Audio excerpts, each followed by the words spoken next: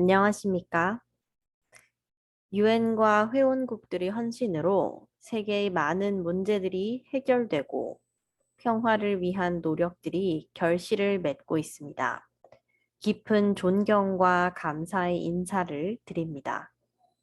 티자니 무하마드 반데 총회 의장의 취임을 축하하며 의장의 탁월한 지도력으로 다자 협력이 확산되는 총회가 되리라 기대합니다.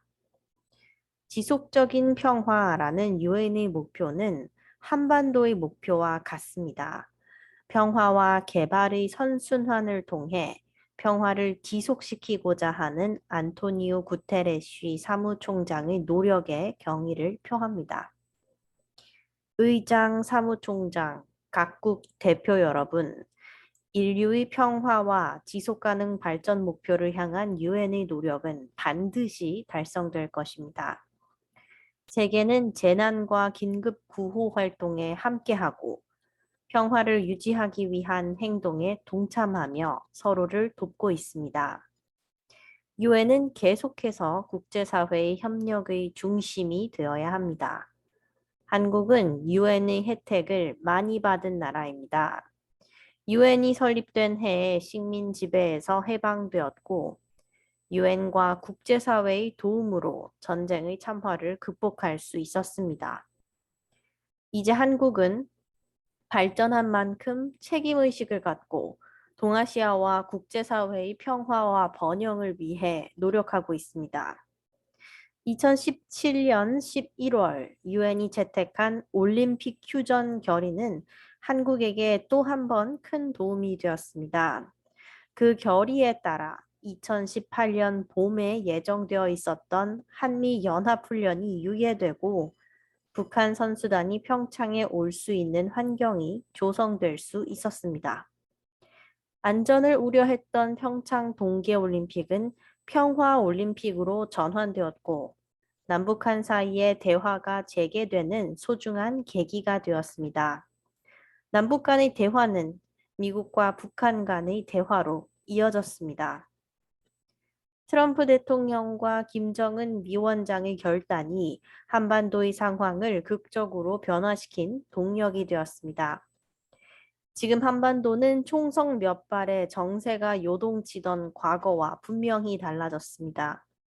한반도 평화를 위한 대화의 장은 여전히 건재하고 남과 북, 미국은 비핵화와 평화뿐 아니라 그 이후의 경제 협력까지 바라보고 있습니다. 한국은 평화가 경제 협력으로 이어지고 경제 협력이 다시 평화를 굳건하게 하는 평화 경제의 선순환 구조를 만들고자 합니다. 유럽 석탄 철강 공동체와 유럽 안보협력기구가 유럽의 평화와 번영에 상호 긍정적 영향을 끼친 사례가 좋은 본보기입니다. 한반도 평화는 여전히 지속되는 과제이며 세계 평화와 한반도 평화는 불가분의 관계입니다. 한국은 북한과 대화를 계속해 나가며 유엔 회원국들의 협력 속에서 완전한 비핵화와 항구적 평화를 위한 길을 찾아내고 만들어 갈 것입니다. 의장, 사무총장, 각국 대표 여러분, 평화는 대화를 통해서만 만들 수 있습니다. 합의와 법으로 뒷받침되는 평화가 진짜 평화이며 신뢰를 바탕으로 이룬 평화라야 항구적일 수 있습니다. 지난 1년 반 대화와 협상으로 한반도는 의미 있는 성과를 보여주었습니다. 분단의 상징이었던 판문점은 권총 한 자루 없는 비무장 구역이 되었고 남북한은 함께 비무장지대 내 초소를 철거하여 대결의 상징인 비무장지대를 실질적 평화지대로 만들고 있습니다. 끊임없는 정전협정 위반이 남북 간의 군사적 긴장을 높이고 때로는 전쟁의 위협을 고조시켰지만 지난해 9.19 군사합의 이후에는 단 한 건의 위반 행위도 발생하지 않았습니다. 특별히 알려드리고 싶은 것은 한국전쟁 당시 남과 북, 유엔군과 중국군의 최대 격전지였던 화살머리 고지에서 지금까지 177구의 유해를 발굴한 것입니다. 한국군의 유해는 물론 중국과 미군, 프랑스군, 영연방군으로 추정되는 유해까지 발굴되었습니다. 신원을 확인한 한국군 유해 세 구는 66년 만에 가족의 품에 안겼습니다.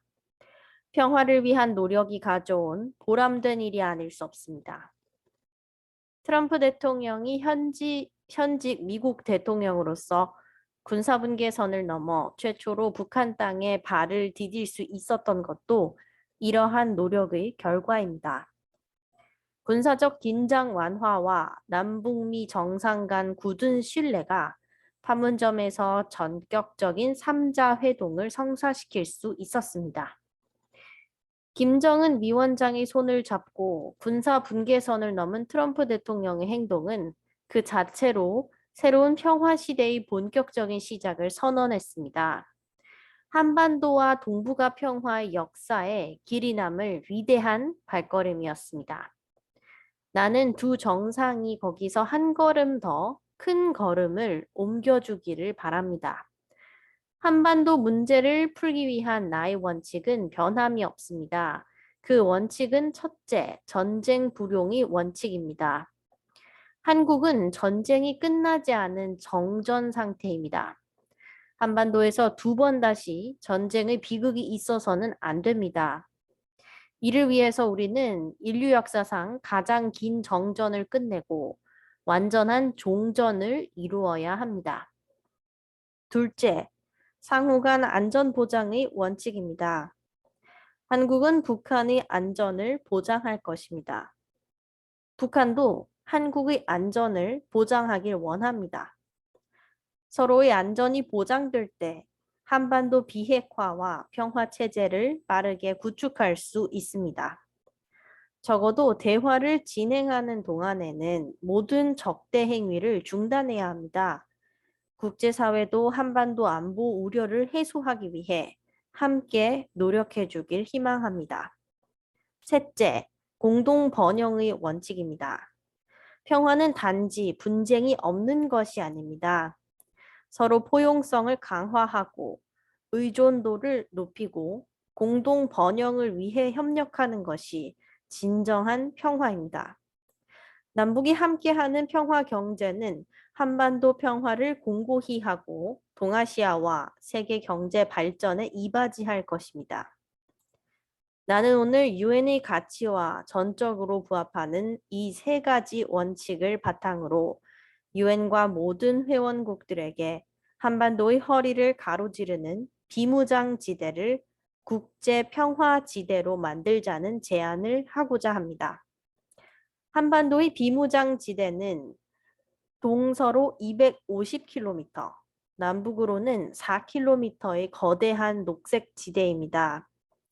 70년 군사적 대결이 낳은 비극적 공간이지만 역설적으로 그 기간 동안 인간의 발길이 닿지 않은 자연 생태계 보고로 변모했고 JSA, GP, 철책선 등 분단의 비극과 평화의 염원이 함께 깃들어 있는 상징적인 역사 공간이 되었습니다. 비무장지대는 세계가 그 가치를 공유해야 할 인류의 공동유산입니다. 나는 남북 간의 평화가 구축되면 북한과 공동으로 유네스코 세계유산 등재를 추진할 것입니다.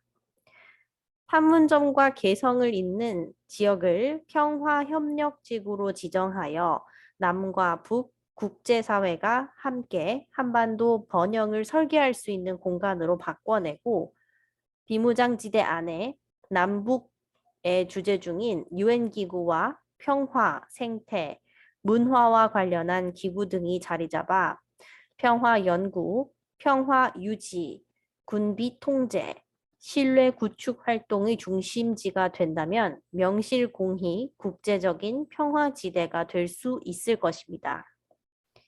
비무장지대에는 약 38만 발의 대인 지뢰가 매설되어 있는데 한국군 단독 제거에는 15년이 걸릴 것으로 예상합니다. 유엔 지뢰행동조직 등 국제사회와의 협력은 지뢰 제거의 투명성과 안전성을 보장해 줄 뿐만 아니라 비무장지대를 단숨에 국제적인 협력지대로 만들어낼 것입니다. 북한이 진정성을 가지고 비핵화를 실천해 나간다면 국제사회도 이에 상응하는 모습을 보여주어야 합니다. 국제평화지대 구축은 북한의 안전을 제도적이고 현실적으로 보장하게 될 것입니다. 동시에 한국도 항구적인 평화를 얻게 될 것입니다. 김정은 위원장과 나는 비무장지대의 평화적 이용에 대해 합의하고 끊어진 철도와 도로 연결 작업에 착수하여 북한의 철도 현황을 실사했으며 철도 도로 연결과 현대화 착공식도 개최한 바 있습니다.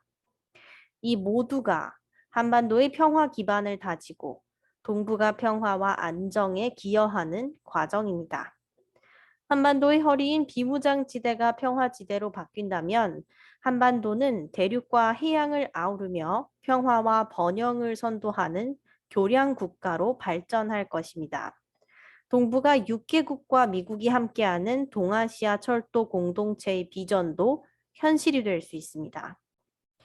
의장, 사무총장, 각국 대표단 여러분, 동아시아는 2차 세계대전이 끝난 후 침략과 식민 지배의 아픔을 딛고 상호 긴밀히 교류하여 경제적인 분업과 협업을 통해 세계사의 유례없는 발전을 이루어 왔습니다.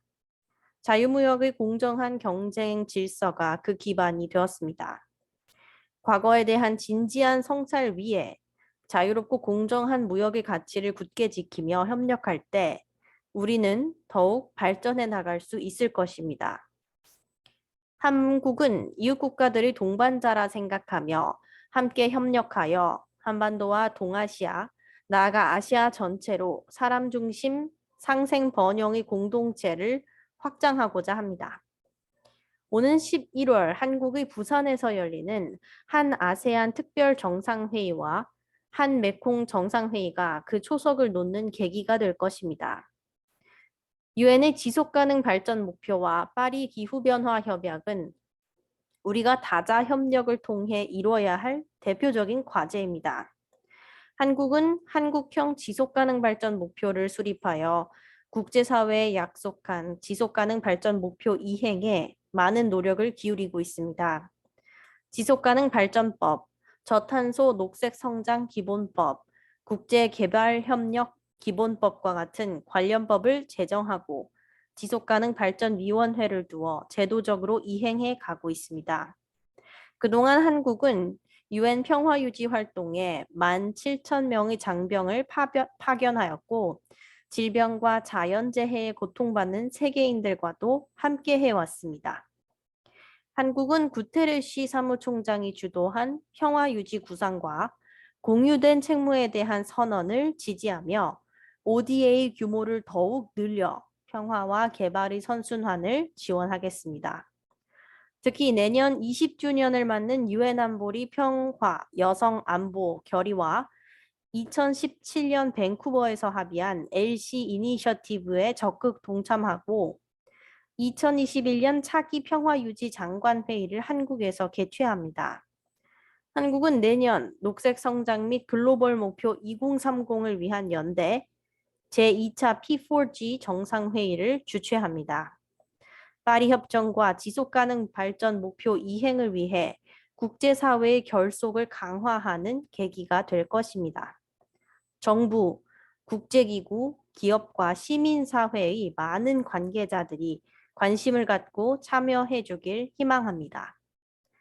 올해는 한국의 매우 특별한 해입니다. 100년 전 한국 국민들은 일본 식민지에 항거하여 3.1 독립운동을 일으켰고 대한민국 임시정부를 수립했습니다. 100년이 지난 지금 한국은 인류애에 기초한 평등과 평화 공존을 위해 앞장서 노력하고 있습니다. 앞으로도 한국은 국제사회와 연대하면서 평화, 인권, 지속가능 개발이라는 유엔의 목표를 실현하는 데 책임과 역할을 다하고 유엔의 궁극적 이상인 국제 평화와 안보가 한반도에서 구현될 수 있도록 함께 노력하겠습니다. 국제사회의 지지와 협력으로 칼이 쟁기로 바뀌는 기적이 한반도에서 일어나기를 기대합니다. 감사합니다.